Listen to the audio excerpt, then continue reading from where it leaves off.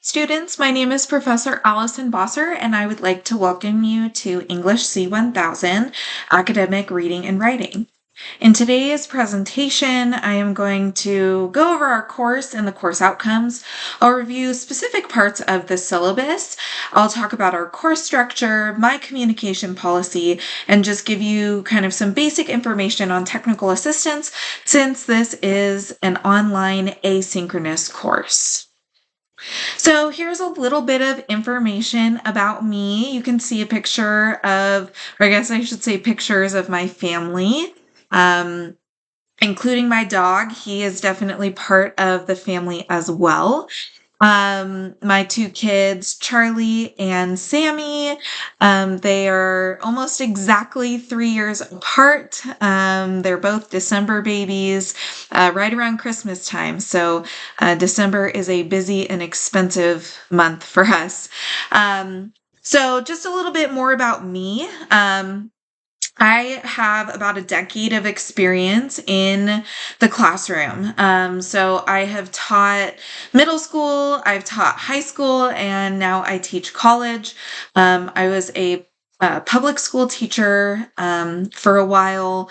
I also worked in a K-8 school, so sometimes I would get to work with like first graders and teach them how to read, so that was a lot of fun. I have my bachelor's degree in English from California Baptist University, as well as my secondary teaching credential, which allowed me to teach public K-12.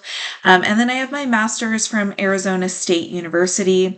Some of my interests include being outdoors, things like paddleboarding, hiking, boating, wakeboarding. All of those things are a lot of fun. Definitely like summer activities. I like to be outdoors during the summer. Obviously, I'm an English teacher, so I love to read. I'm always looking for some good recommendations.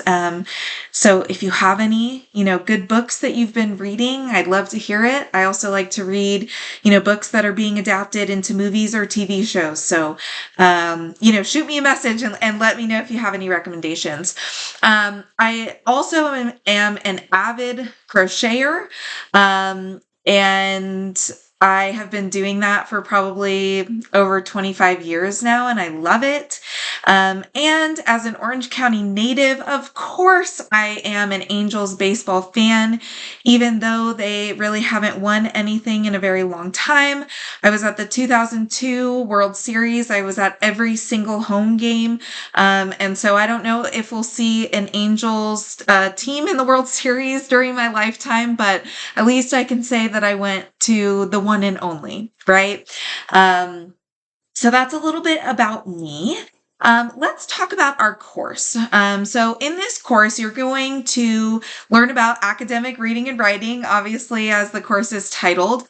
And this will include things like going over the writing process, how to effectively use language and rhetoric, analytical thinking, right? Especially with the readings that we're going to be doing, and the foundations of academic research. So this course will require a research paper, so you should be prepared for that.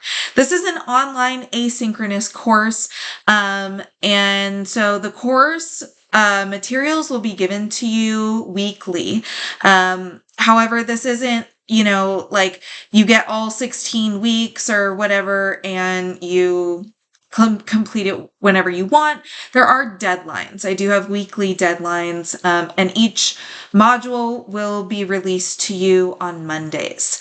My office hours are just by appointment, and I do those via Zoom. So if you ever find yourself in a position where you need a little bit extra support or help, you want to talk to me face to face, I guess, sort of via Zoom, send me an email and we can set up an appointment. All your course materials are going to be found on Canvas. Like I already said, your modules will be available Mondays, and you should note at the beginning of the semester that your discussion boards will be due on Fridays and Sundays. So you can't wait until Sunday to complete all of your work. You'll need to be kind of working on everything throughout the week. Typically, the discussion board initial replies are pretty lengthy because this is a writing course. So, you'll don't save it until like Friday at 11 o'clock either. Make sure that you are, logging in early and often every single week. Here are your student learning outcomes. So by the end of the course, this is what you should be able to achieve. Number one, write organized and logical essays that demonstrate awareness of purpose and audience and exhibit clear thesis statements, topic sentences, and supporting details. Number two, demonstrate application of academic grammar for clear and accurate communication. And number three, identify, evaluate, analyze, and interpret primary and secondary sources and use these sources in research papers with correct MLA and/or APA documentation. So I'll be teaching you guys all of this throughout our course, and hopefully by the end of the semester, you will have mastered these things. Okay, so your syllabus can be found on Canvas either by clicking on, the syllabus button on the navigation menu on the left-hand side, or if you go to your course orientation module, you will be able to view the syllabus there as well. Today, I'm only going to go over a few things on the syllabus, but ultimately, you are responsible for reading through the entire syllabus, and there will be a syllabus quiz, okay? So today, I'm going to go over your textbook, first roll call, RSI and participation, my late work policy, and academic honesty. Okay, so here's your textbook information. We will be using an open educational resource, meaning that this is a free textbook. And that textbook is called Fresh English by Scott Davis. He is a Coastline professor, so that is really cool, and it will definitely correlate with what you are going to be learning in this class. And so we're going to be using the second edition, which was updated in 2025. So you can find your textbook by going to Canvas and clicking on course materials in the navigation menu, or if you go to modules and course orientation, you'll be able to find it there as well. And I recommend that you download the PDF version of the textbook to your device. So just in case you find yourself without internet for whatever reason, you still have access to it and can do your readings. Okay. So your first roll call, there are 3 things that you are going to need to complete in order to remain in the class. Those 3 things are the student learning contract, the syllabus quiz, and the student introduction discussion. These are all located in the course orientation module, and they are due the first Friday of the semester at 11:59. Think about this as if it's a roll call for an in-person class, like you have to show up, right? So these are the things that you have to show up for. And unfortunately, if you do not complete all 3 of these things, you're going to be dropped from the class. But once you get everything done, which I would recommend doing early in the first week, and you go through the course orientation module, I have it set up so that you have to view every single page before module 1 unlocks. Once you've gone through all of the pages, you've turned in these assignments, then you can officially begin the course. Okay, we have something called RSI, which is regular substantive interaction. And so this just means like I'm going to be interacting with you throughout the course, and you can guarantee that you will be getting feedback from me as your instructor. So I'm going to be commenting on all of your writing assignments and your final project. I'll be leaving at least 12 comments on all of the graded discussion boards. So, if you don't get a response from me on one discussion board, I'll probably respond to you at another time later in the semester. So don't take it personally. And then I'll also interact with you via email. And then there are like general question discussion boards, like the course questions. You can ask course related questions. There's a discussion board for that. So I'll be checking that like twice a week. Okay. And then you can also expect me to post weekly announcements with academic content. So definitely make sure that you are viewing those announcements every single week at the beginning of the week. Okay. This class is going to have a minimum of 15 RSI activities. And it should actually be 8 discussion boards, 6 writing assignments, and 1 multimodal assignment. Now, there are lots more assignments in this semester. It's not just these 15 activities, but these ones you can be assured that I will be leaving substantial feedback for you. Okay. So these are kind of like the major assignments in the course. And so that's why they are getting RSI. Okay. So every single student, doesn't matter who you are going to experience interaction from me as your instructor on a regular basis. In Canvas, we have something called Speed Grader. This will have rubrics with an explanation of the grading criteria. And then for all of the RSI assignments, I'll give you comments on your papers, like on the document that you submit, as well as a 3 to 5 sentence end comment. Okay, so like a short paragraph you're going to get from me, as well as, the rubric grade.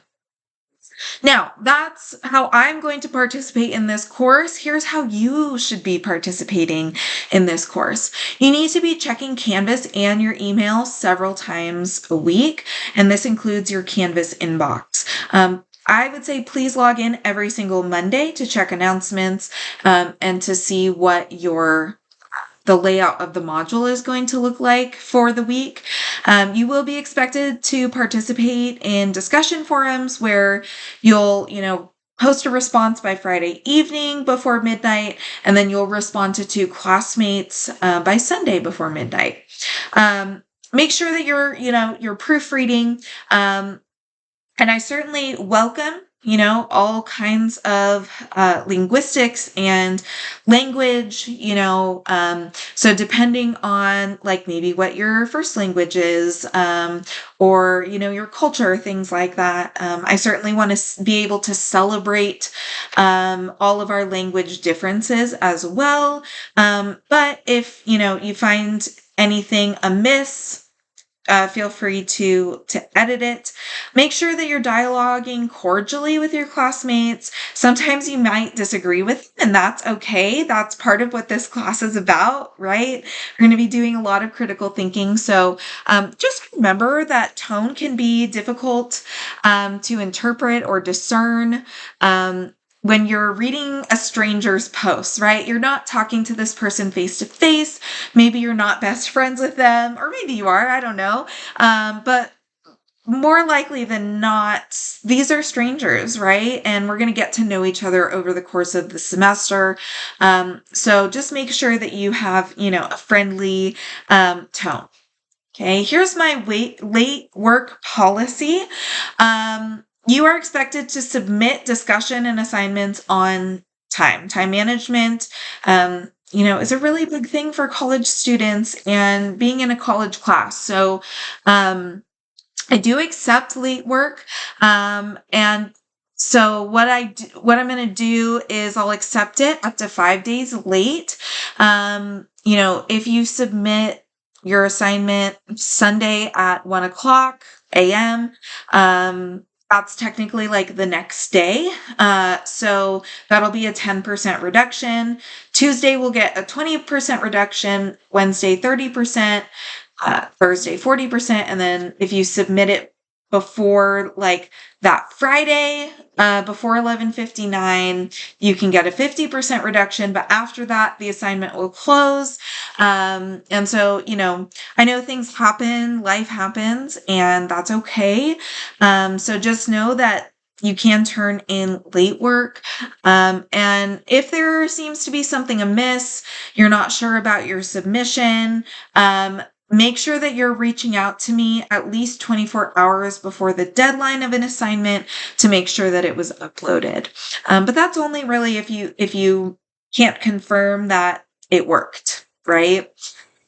So our entire course is structured around these things. So we're going to have textbook readings. There are going to be some embedded videos, right? There are going to be some like YouTube videos, TED Talks, right? Things like that. There's also going to be a combination of video lectures and written lectures, right? There might be some things that I have kind of typed out in Canvas that I want you to read. You'll also have a few quizzes throughout the semester, and you'll get multiple attempts on those. Okay, so just do your best. You'll be reading sample essays, exemplar texts, things that relate to the topic that we are discussing.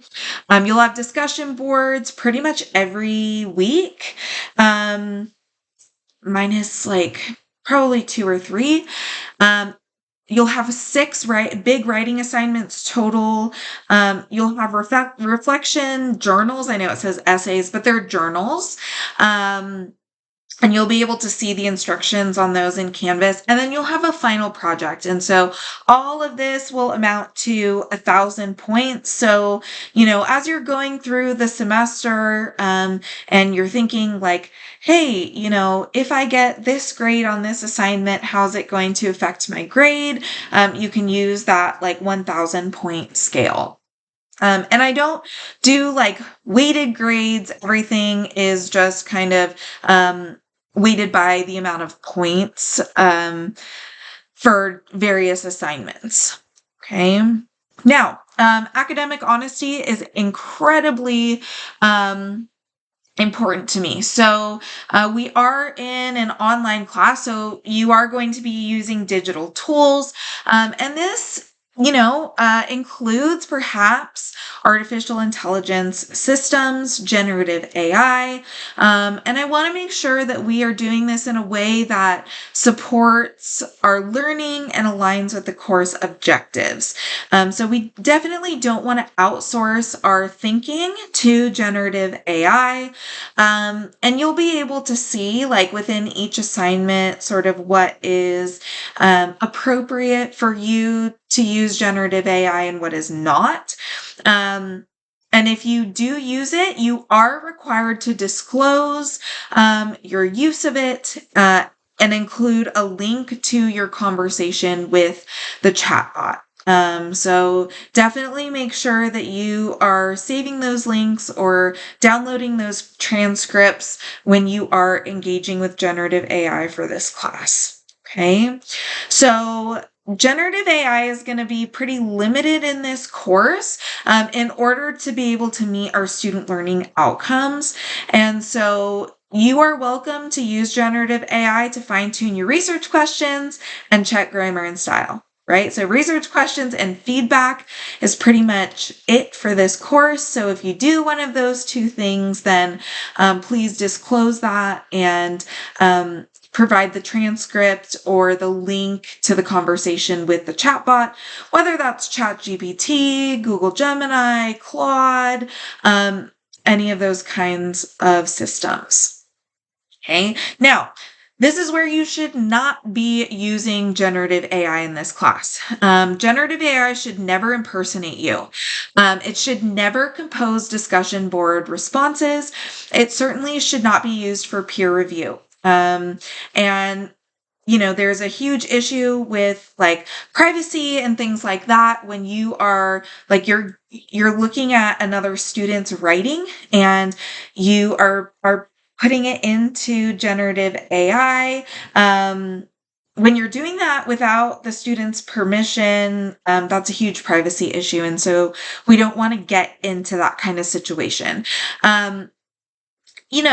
I know that generative AI can be great at giving you an outline, but part of what we're learning in this class is the writing process and the struggle of outlining and figuring out how your ideas work together. So you should never let it outline for you or draft at all. You should never let it write entire sentences, paragraphs, or papers to complete class assignments. And I don't want you to use it to conduct research because it is pretty well known for falsifying or hallucinating sources that do not exist, or maybe falsely summarizing them, giving hallucinated quotes. I've had a lot of that since generative AI has been around. I've seen a lot of that. So that's typically like a number one tell for me, is these fake quotes or fake sources. So you will learn how to research in this class, and we have great resources with our library. So I want you to use those resources instead. Okay. Here's my communication policy. There's my email. You can also use Canvas chat or Canvas inbox. There are 2 discussion boards that will kind of be open throughout the entire semester. It's the student lounge where you guys can kind of interact with each other, and then course related questions. I'll be checking those periodically. Please give me a 36-hour, like one and a half day turnaround on emails. If I don't get back to you within 36 hours, then go ahead and follow up. Please just be patient with me. I work at 3 different schools and teach like 4 or 5 different classes. So I'm managing a lot at once, and I know you guys are managing a lot at once, but please just be patient with me. And if we reach that like day and a half mark, don't hesitate to reach out to me again. Okay. If you need help, there's a Canvas help support linked in Canvas and in the syllabus. Also, the lower left corner of the navigation bar, you can click that button. And here's our phone number for the IT help desk support.